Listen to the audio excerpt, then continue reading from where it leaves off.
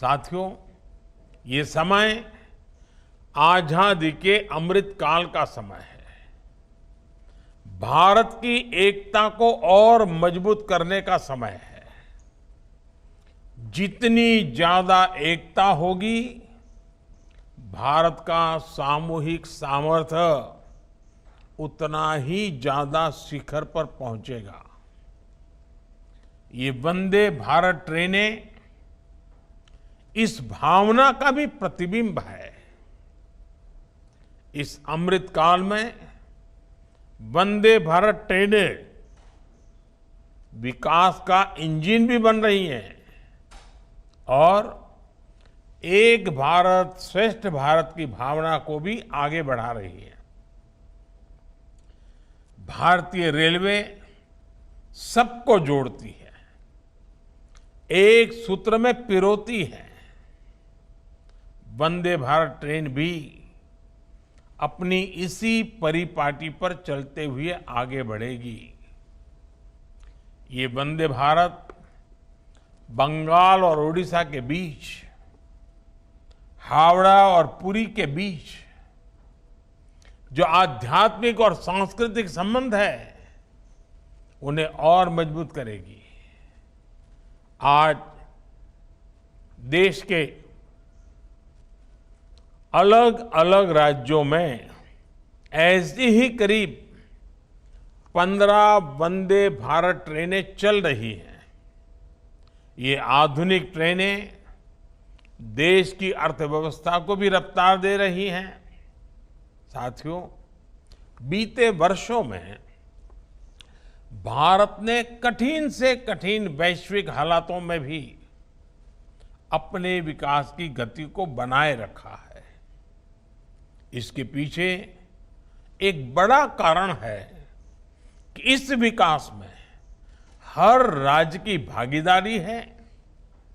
देश हर राज्य को साथ लेकर आगे बढ़ रहा है।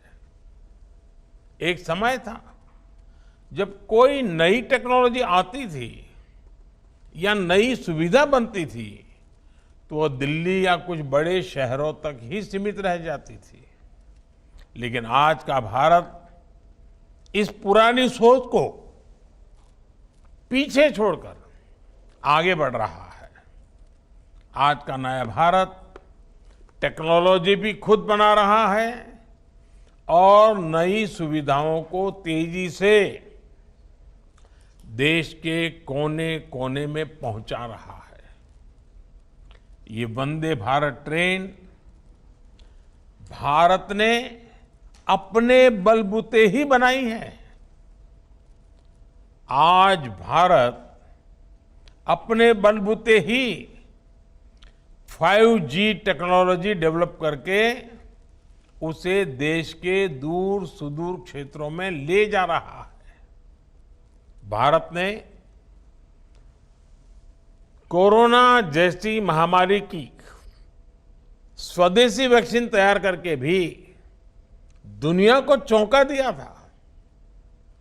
और इन सब प्रयासों में समान बात यह है कि ये सारी सुविधाएं किसी एक शहर या एक राज्य तक सीमित ही नहीं रही, बल्कि सबके पास पहुंची, तेजी से पहुंची।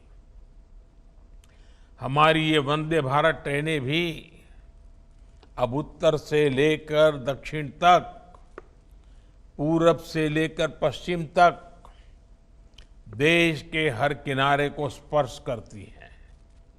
भाइयों और बहनों, सबका साथ सबका विकास की इस नीति का सबसे बड़ा लाभ आज देश के उन राज्यों को हो रहा है जो विकास की दौड़ में पीछे छूट गए थे। पिछले 8-9 वर्षों में ओडिशा में रेल परियोजनाओं के बजट में काफी वृद्धि की गई है। 2014 के पहले 10 वर्षों में यहां हर वर्ष औसतन 20 किलोमीटर के आसपास ही रेल लाइनें बिछाई जाती थी, जबकि साल 2022-23 में यानी सिर्फ एक साल में ही यहां 120 किलोमीटर के आसपास नई रेल लाइनें बिछाई गई हैं। 2014 के पहले 10 वर्षों में यहां ओडिशा में 20 किलोमीटर से भी कम लाइनों का दोहरीकरण होता था। पिछले साल ये आंकड़ा भी बढ़कर 300 किलोमीटर के आसपास पहुंच गया है।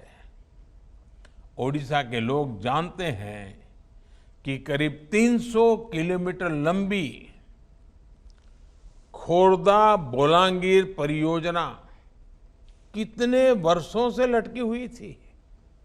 आज इस परियोजना पर भी बहुत तेजी से काम चल रहा है।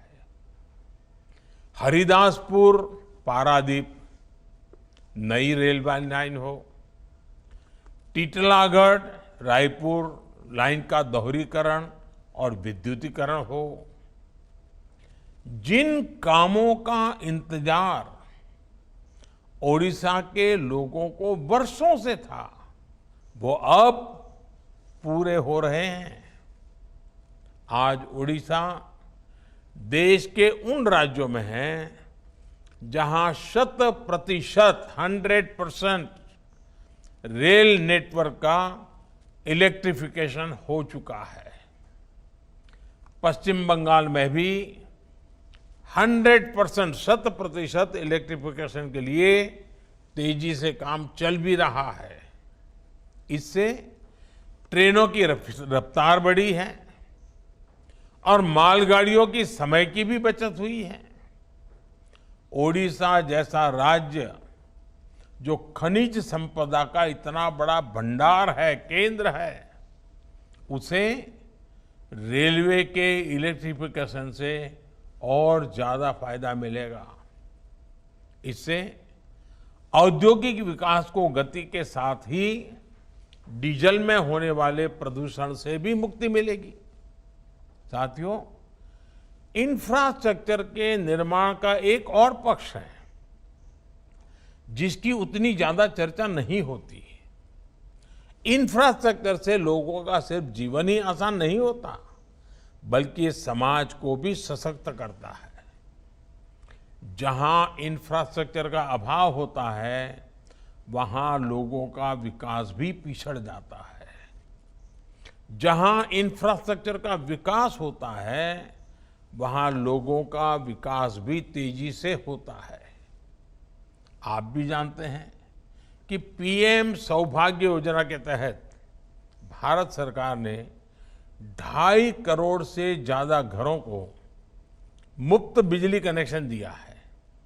इसमें उड़ीसा के करीब 25 लाख और बंगाल के 7.25 लाख घर भी शामिल है। अब आप सोचिए, अगर ये एक योजना नहीं शुरू हुई होती तो क्या होता। 21वीं सदी में आज भी 2.5 करोड़ घरों के बच्चे अंधेरे में पढ़ने के लिए, अंधेरे में जीने के लिए मजबूर रहते।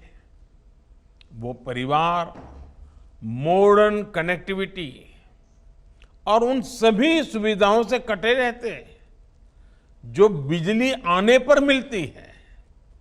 साथियों, आज हम एयरपोर्ट्स की संख्या 75 से बढ़कर करीब 150 हो जाने की बात करते हैं। ये भारत की एक बड़ी उपलब्धि है, लेकिन इसके पीछे जो सोच है वो इसे और बड़ा बना देती है।